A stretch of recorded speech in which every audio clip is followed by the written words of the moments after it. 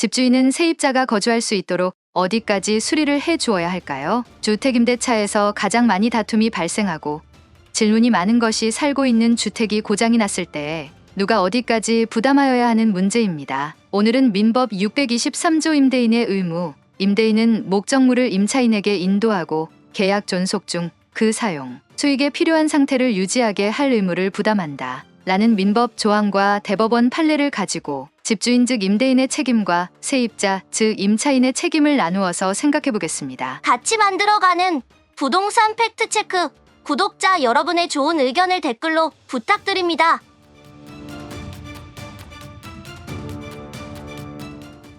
먼저 임대인의 책임을 살펴보면 임대인은 임차인이 주택을 사용하기에 필요한 상태를 유지해야 하며 필요한 경우 수리를 해야 합니다. 주택의 주요 부분이나 설비에 문제가 생기면 기본적으로 임대인이 수리 책임을 져야 합니다. 예를 들어 보일러, 수도 배관, 천장, 벽면 등의 부분에 문제가 발생하면 주택 사용이 불편해질 수 있습니다. 이런 경우 임대인은 문제를 해결하고 수리 비용을 부담해야 합니다. 또한 추가로 제공되는 냉장고, 세탁기, 에어컨, 가스레인지 등의 가전제품 역시 노후나 고장이 발생하면 임대인의 책임입니다.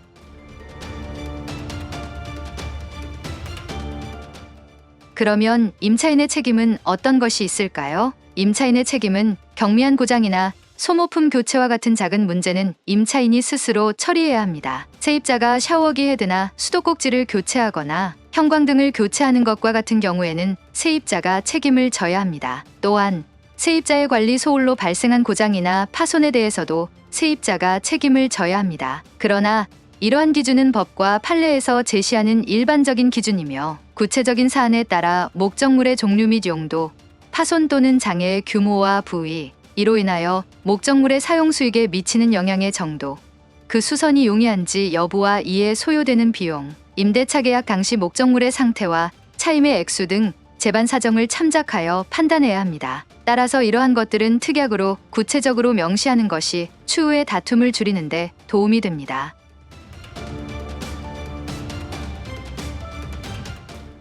이번에는 임대인의 책임, 임차인의 책임과 관련해서 대법원 판례를 살펴보도록 하겠습니다. 대법원 2010년 4월 29일 선고 2009-96-1984 판결. 임대인은 임차인이 주택을 사용하기에 필요한 상태를 유지해야 하며 필요한 경우 수리를 해야 합니다. 주택의 주요 부분이나 설비에 문제가 생기면 기본적으로 임대인이 수리 책임을 져야 합니다. 또한 임차인의 임대차 목적물 반환 의무가 이행불능이 된 경우 임차인이 그 이행불능으로 인한 손해배상 책임을 면하려면 그 이행불능이 임차인의 귀책 사유로 말미암은 것이 아님을 입증할 책임이 있습니다. 대법원 94-34,692 판례. 임대인은 목적물을 계약 존속 중 사용 수익에 필요한 상태를 유지할 의무를 부담하므로 목적물에 파손 또는 장애가 생긴 경우 그것이 임차인이 별 비용을 들이지 아니하고도 손쉽게 고칠 수 있을 정도의 사소한 것이어서 임차인의 사용 수익을 방해할 정도의 것이 아니라면 임대인은 수선 의무를 부담하지 않지만 그것을 수선하지 아니하면 임차인이 계약에 의하여 정해진 목적에 따라 사용 수익할 수 없는 상태로 될 정도의 것이라면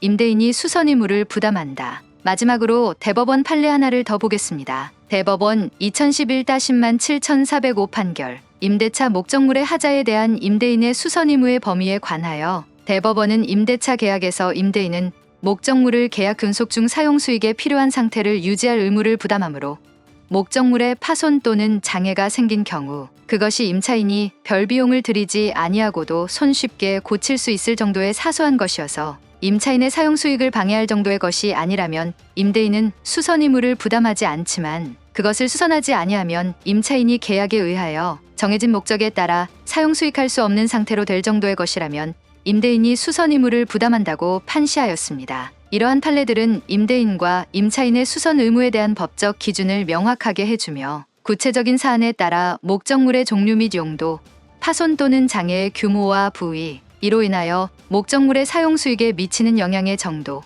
그 수선이 용이한지 여부와 이에 소요되는 비용, 임대차 계약 당시 목적물의 상태와 차임의 액수 등 재반 사정을 참고하여 판단해야 합니다.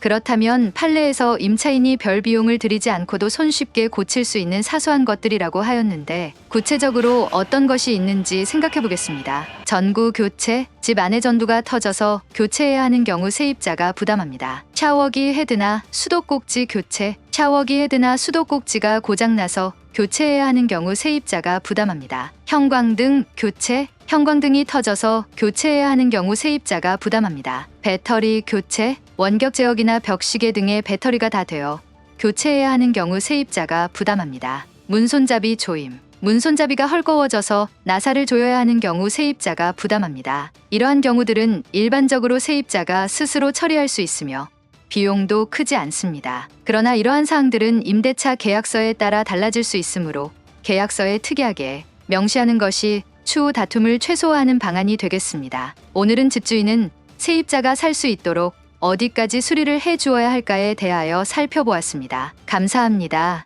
마음에 드시면 구독과 좋아요, 공유 부탁드립니다. 원고는 댓글에 링크 시켜 놓겠습니다. 감사합니다.